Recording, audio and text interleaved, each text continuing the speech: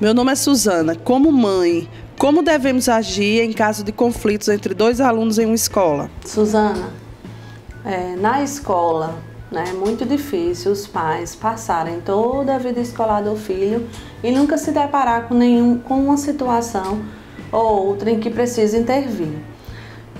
A questão das discussões entre colegas em sala de aula podem acontecer no decorrer da vida, por algum motivo, porque eles estão criando os próprios valores, principalmente na adolescência, onde eles querem defender o pensamento deles, a ideia deles, eles já estão conscientes das noções de valores. Então, muitas vezes, podem acontecer discussões. Não se aconselha, eu acho que nenhum pai, nenhuma mãe deve incentivar um filho a bater no outro.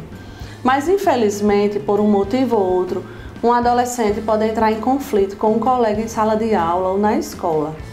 E o que a gente precisa ter a consciência é de que ninguém é 100% vítima e ninguém é 100% culpado.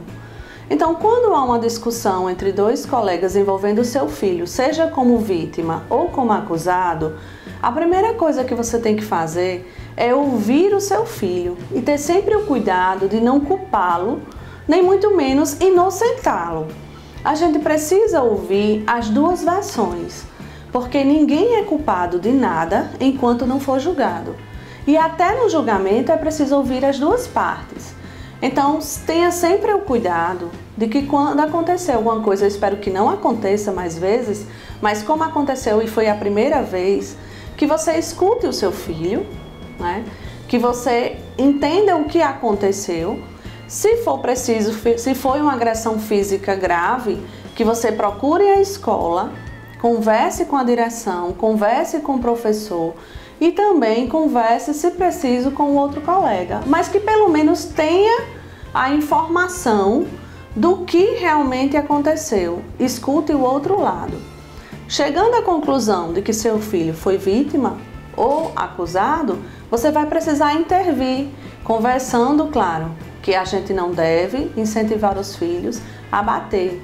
E que agora, principalmente depois da adolescência, eles são responsabilizados pelos atos deles.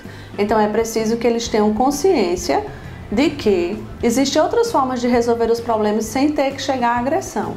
Mas quando se chega à agressão, é preciso que eles reflitam, tome isso como exemplo e não repita. A gente sabe que infelizmente nem sempre é assim. Não acontece uma só vez.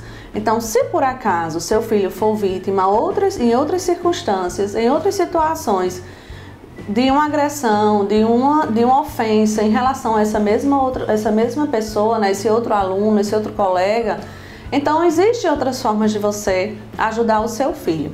Primeiro, você tem que conversar com ele e mostrar para ele que ele precisa conversar com o colega e resolver a situação. Mas a gente não pode entregar a responsabilidade do problema só ao filho.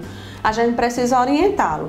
Então, quando essas situações se repetem, que não são resolvidas no âmbito escolar, quando não existe uma solução, porque na maioria das vezes pode existir sim, dentro da própria escola, e você não precisa esperar que o diretor lhe chame à escola ou que o professor lhe informe o que aconteceu. Se você toma ciência do que aconteceu, você pode procurar a escola. Eu tenho certeza que a escola vai ser sempre bem-vindo, você vai ser sempre bem-vindo na escola, vai estar de portas abertas para ouvir as suas questões. Então você procura, conversa, como eu falei, você vai procurar ouvir os dois lados.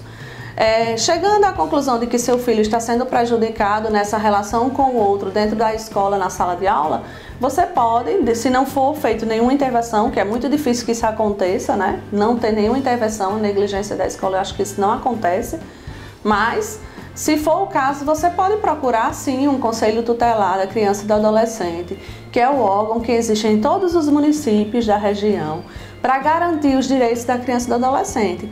E lá eles vão requisitar os serviços necessários, seja no CREAS, no CRAS, nas instituições parceiras da cidade, que possam acompanhar esses adolescentes, orientar e até intervir junto a essas famílias, seja do acusado ou da vítima.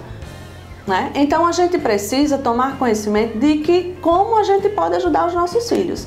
E eu sempre digo, o primeiro passo é conversar, ouvir e entender o que aconteceu. E a gente não pode de forma alguma tornar o nosso filho ou a vítima ou o acusado. A gente tem que primeiro ouvir o que aconteceu, os dois lados da versão, né, os dois lados da moeda, para que a gente possa ajudar realmente, de fato, o nosso filho. Então essa é a dica de hoje.